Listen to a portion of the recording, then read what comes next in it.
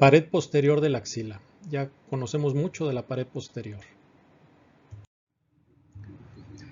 La pared posterior de la axila está formada por hueso y por músculos. Tenemos la cara anterior de la escápula, en específico la parte superoexterna de la cara anterior. Entre los músculos está el subescapular, su porción distal, ¿sí?, que llega desde la fosa subescapular. El músculo dorsal ancho, su porción distal también, que llega desde la espalda o la región del dorso. Tenemos al músculo redondo mayor, su porción distal también, que llega de la porción posterior de la escápula, y la cabeza larga del tríceps braquial, su porción proximal, que desciende verticalmente por la pared posterior y se dirige hacia el brazo.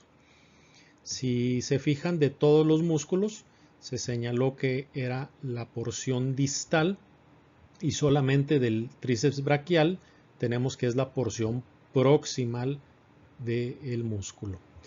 Estos músculos de la pared posterior dejan espacios, ya los conocemos, ¿sí?, que permiten el paso de estructuras, en este caso desde la axila a la región posterior de la escápula, y menciona el libro el compartimento posterior del brazo. Vemos que esto ya lo revisamos, que sí ocurre, pero de manera indirecta. No es una comunicación directa entre la axila y el compartimento posterior. Vamos a sobreponer la imagen para que vean cómo estos espacios, que ya los conocemos, el espacio cuadrangular y el espacio triangular, son comunicaciones o aberturas en la pared posterior, y el intervalo triangular está fuera de la axila. El músculo subescapular es el componente de mayor tamaño de la pared posterior de la axila. Aquí menciona el libro que se origina en la fosa subescapular y que la ocupa por completo, y en la tabla de músculos menciona que se origina de los 2/3 mediales de la fosa subescapular, ¿sí? Esto último pues va a ser lo más correcto. Se origina en los 2/3 mediales, el tercio lateral no hay inserción muscular. Aquí está el músculo y el tendón cruzando por delante de la articulación glenohumeral, y tampoco podemos decir que ocupa la totalidad de la fosa subescapular, porque aquí con este color azul tenemos la inserción del serrato anterior, ¿sí? Mencionamos que el serrato anterior se inserta en la cara costal del borde lateral de la escápula, ¿sí? Entonces el subescapular no ocupa toda la fosa subescapular. Este músculo subescapular se va a insertar en el tubérculo menor del húmero, aquí lo tenemos señalado. Está inervado por los nervios subescapulares superior e inferior. Sus raíces provienen de C5, C6 y C7. Y la función que tiene es rotación medial del brazo en la articulación glenohumeral. Entonces es un rotador del húmero en la articulación glenohumeral. Este subescapular forma parte del grupo que se llama el manguito de los rotadores, ¿sí? Recordamos, es el supraespinoso, infraespinoso, redondo menor y subescapular. Si agregamos los músculos, vemos el subescapular, que incluso aquí no ocupa la totalidad de la cara anterior o de la fosa subescapular. Este es el espacio para el serrato anterior, y vemos su tendón como cruza por delante de la articulación glenohumeral. Y en esta otra imagen tenemos la escápula, ¿sí?, la cabeza del húmero, la fosa subescapular, y aquí tenemos el músculo subescapular, ¿sí? Vemos cómo el músculo va cruzando por delante de la articulación y el tendón va a insertarse al tubérculo menor del húmero, ¿sí? Estos Estas figuras o estos espacios que hay aquí son las bolsas serosas que habíamos mencionado, ¿sí? Que protegen a tendones, a la cápsula, a los músculos contra la fricción por la amplitud de movimiento que tiene esta articulación glenohumeral.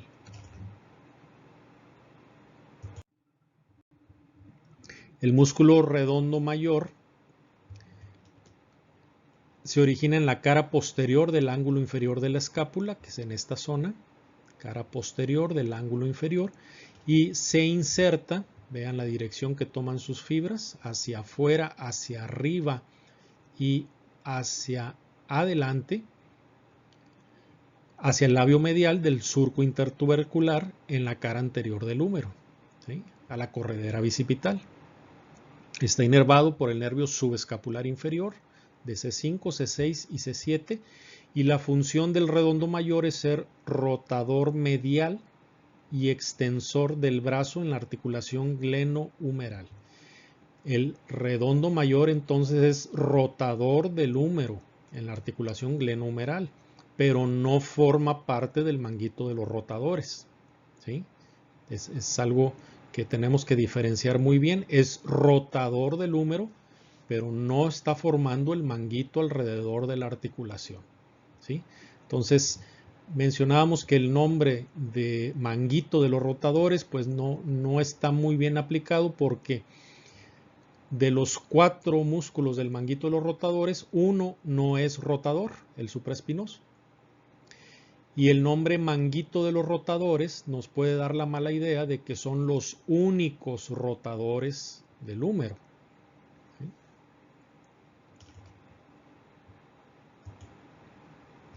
Sobreponemos el molde de la axila.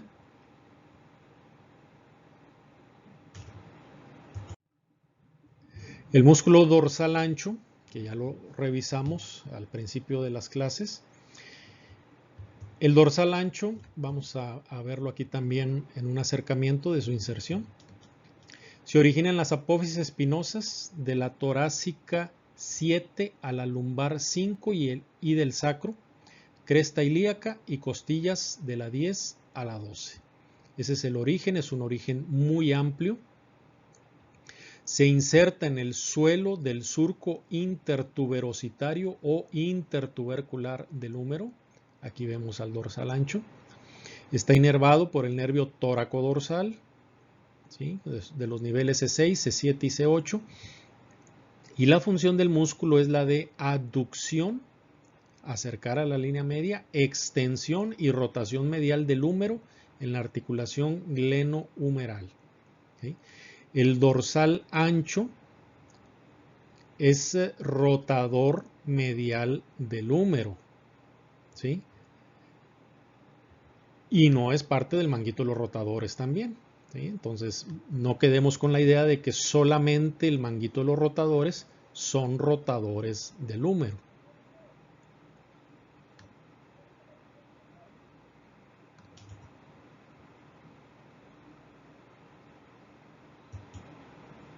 Aquí vemos el músculo para diferenciarlos en esta región. Este es el redondo mayor, ¿sí?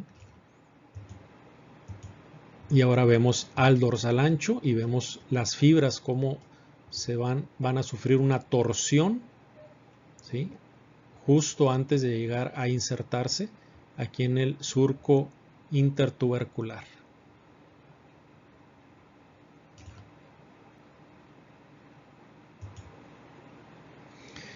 Si colocamos nuevamente la figura de este muñequito haciendo la tracción que realizaría el músculo dorsal ancho, pues entendemos bien que entre las acciones está la de aducción, o sea, está acercando el húmero a la línea media del cuerpo o pegándolo al cuerpo, el húmero, el brazo. Es la de rotación medial del húmero, ¿sí? Es rotación medial porque se está insertando adelante y es un músculo que se origina en la región posterior. Ya lo vimos a más detalle cuando vimos dorsal ancho la primera vez en el tema de los músculos del dorso, superficiales del dorso. Y por último, la función de la extensión, que extensión es llevar el brazo hacia atrás en dirección posterior. Y recordando que ya habíamos revisado este músculo, vemos las diferencias que nos da el libro en las tablas de músculos, ya no digamos en el texto, entre el tema o el capítulo de dorso, recordemos es un músculo superficial del dorso, y el tema que estamos viendo ahora, que es el de axila, ya formando parte de la extremidad superior. Y en cuanto al origen, vean la diferencia tan grande en la descripción del origen. Apófisis espinosas de la torácica 7 a la lumbar 5 y sacro, cresta ilíaca y costillas 10 a la 12. Y acá nos dice apófisis espinosas de las 6 vértebras torácicas inferiores. Tenemos que contar para saber cuáles son los ligamentos interespinosos relacionados a través de la fascia toracolumbar. Vean que nos menciona la fascia toracolumbar en el tema de extremidad superior y no lo menciona en el tema de dorso. Ahí fue donde vimos fascia toracolumbar y nos lo está mencionando hasta el tema de extremidad superior. A las apófisis espinosas de las vértebras lumbares, los ligamentos interespinosos relacionados y la cresta ilíaca. Y de las 3 o 4 costillas inferiores, acá nos menciona de la 10 a la 12, 3 costillas. Y acá está el sacro y acá no está el sacro. Ese es el origen, la inserción del dorsal ancho en el suelo del surco intertuberositario del húmero y acá en el suelo del surco intertubercular, que es la misma estructura pero le cambia el nombre, ¿sí? Debería ser más consistente en los términos y en las descripciones de los músculos. La inervación, nervio tóraco-dorsal, C6, C7, C8, y la función es realmente nos está diciendo la misma función, pero la dice de forma diferente. Extiende, aduce y rota medialmente el húmero. Aducción, rotación medial y extensión del brazo en la articulación glenohumeral. ¿Sí? Realmente esto es exactamente lo mismo acá, pero lo está diciendo con otras palabras. Y lo ideal sería que siempre utilizara los mismos términos, ¿sí? Entonces, esto es cuando tenemos la oportunidad de ver que el mismo músculo se describe un poco diferente en diferentes capítulos del libro. Vamos a revisar ahora al músculo tríceps braquial. Bueno, realmente vamos a revisar nuevamente solo la porción larga o cabeza larga del tríceps braquial. Ya llegará el momento para ver todo el músculo. Por lo pronto digamos que el nombre tríceps viene de tricipitis o tri y capitis, 3 cabezas, ¿sí? Porque es un músculo que tiene 3 orígenes o 3 cabezas. En esta ocasión solamente vamos a ver la cabeza larga, pero el tríceps braquial también tiene una cabeza medial y una cabeza lateral que se van a originar del húmero. ¿Sí? Y la porción larga o la cabeza larga se va a originar del tubérculo infraglenoideo de la escápula. Las fibras de la porción larga del tríceps braquial descienden verticalmente por la pared posterior de la axila, como lo vemos aquí, y al atravesarse entre los músculos o al cruzarse entre el redondo menor y el redondo mayor, va a delimitar estos espacios, ¿sí? Que son los espacios comunicantes que vamos a ver en inmediato. Y el libro menciona lo siguiente. Dice, la cabeza larga del músculo tríceps braquial desciende verticalmente por la pared posterior de la axila y junto con los músculos circundantes y los huesos cercanos, porque también recordemos que es el húmero, también forma parte del límite de estos espacios comunicantes, forma 3 aberturas a través de las cuales pasan estructuras relevantes a través de la pared posterior. ¿Sí? Vamos nuevamente a algo que ya discutimos. De la pared anterior o de la cavidad axilar a la pared posterior, solamente de la región del dorso de la escápula, pues solamente son dos los espacios comunicantes, ¿sí? El espacio cuadrangular y el espacio triangular. El intervalo triangular no va a comunicar a la axila con la pared posterior, ¿sí? O sea, el intervalo triangular comunica al compartimento anterior del brazo con el compartimento posterior del brazo, ¿sí? La axila llega al compartimento posterior o el contenido de la axila porque primero pasa por el compartimento anterior, ¿sí? No hay un paso directo como lo sugiere aquí, que estos tres, ¿sí?, permiten el paso de estructuras a través de la pared posterior. A través de la pared posterior solamente los espacios cuadrangular y triangular. El músculo tríceps braquial se va a insertar en el tendón común, se va a unir a las otras porciones o a las otras cabezas del tríceps braquial, ¿sí?, que es la cabeza medial y la lateral, en un tendón común que va a insertarse en el olecranon de la ulna, ¿sí? Está inervado por el nervio radial C6, C7, C8. Seguimos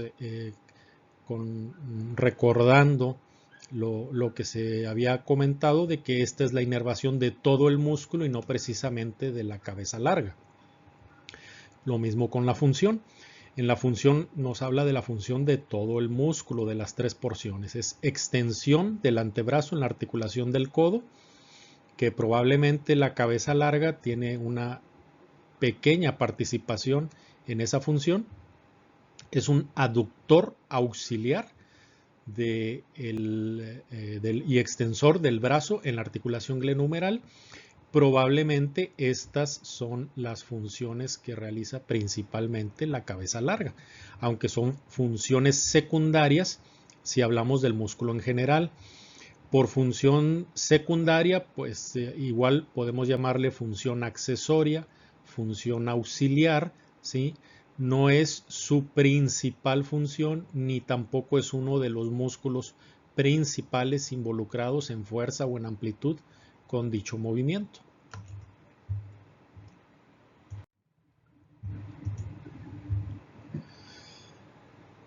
Comparando las principales figuras que veíamos en estos temas, cuando hablamos de la región posterior de la escápula, desarrollamos incluso los mismos músculos que estamos viendo ahora, pero desde una vista posterior, porque estamos hablando de la región posterior de la escápula. Músculos de la región posterior de la escápula también participan en la axila, pero ahora que estamos viendo el tema de axila, el estudio es por delante, por la cara anterior, ¿sí? Entonces, aquí vamos a encontrar, y ya lo habíamos mencionado, una diferencia muy notoria, muy importante en los límites de los espacios comunicantes, que si los vemos es exactamente el mismo espacio.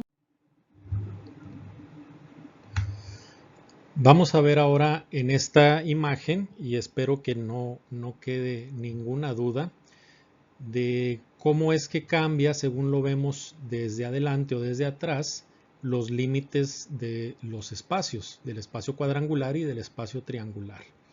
Entonces, tenemos aquí, en esta imagen, vamos a señalar este músculo, es el redondo menor, ¿sí? En este caso, el redondo menor aquí está formando el borde superior de los dos espacios, del espacio cuadrangular y del espacio triangular, porque lo estamos viendo desde la vista posterior. Vamos ahora a girarlo, vamos a movernos hacia adelante y vemos ahora que desaparece de nuestra vista, desde la vista anterior desaparece el redondo menor. Como ya no lo estamos viendo pues en este momento no podemos decir que forma parte de los límites de los espacios, porque ahora es el subescapular que vamos a señalar, el que ahora está formando el borde superior del espacio cuadrangular y del espacio triangular, ¿sí? Entonces, dependiendo de dónde se está viendo, es que va a cambiar. Y lo seguimos ahí, vean, están a la misma altura los bordes inferiores de ambos músculos, del redondo menor, en esta ocasión, visto desde atrás, y del subescapular, visto desde adelante.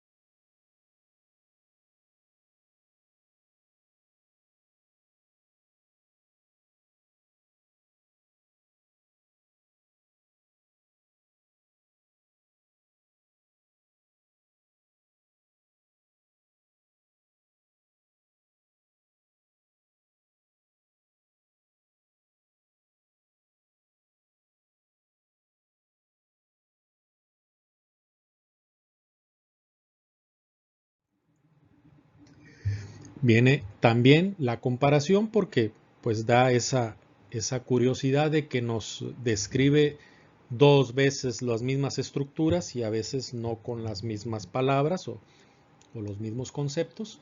Entonces, hablando de los espacios que ya los conocemos porque los revisamos en el tema de músculos del hombro, ahora estamos en el tema de la axila. Nos mencionaba que el espacio cuadrangular visto desde su cara posterior, vean, desde aquí nos hace la observación importante, es el lugar por el que pasan los nervios y vasos entre las regiones más anteriores, en la axila, y la región posterior de la escápula.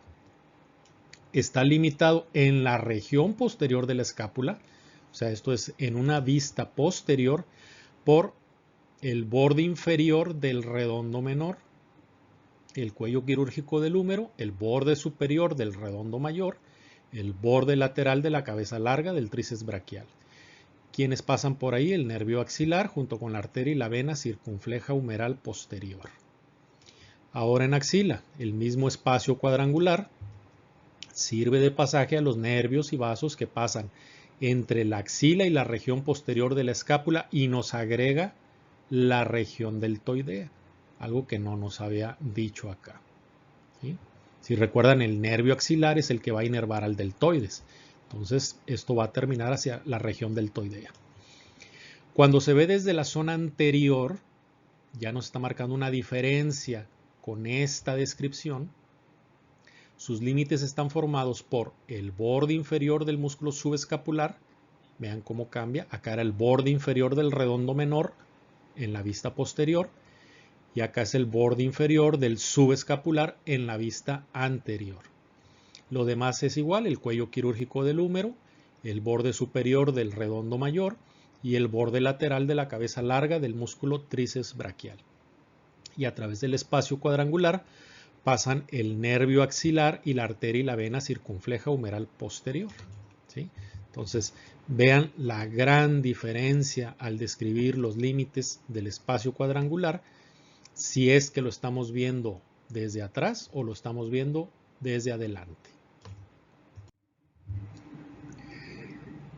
En el espacio triangular, pues ocurre exactamente lo mismo. Cuando vimos músculos del hombro, nos definía el espacio triangular, que es una zona de comunicación entre la axila y la región posterior de la escápula.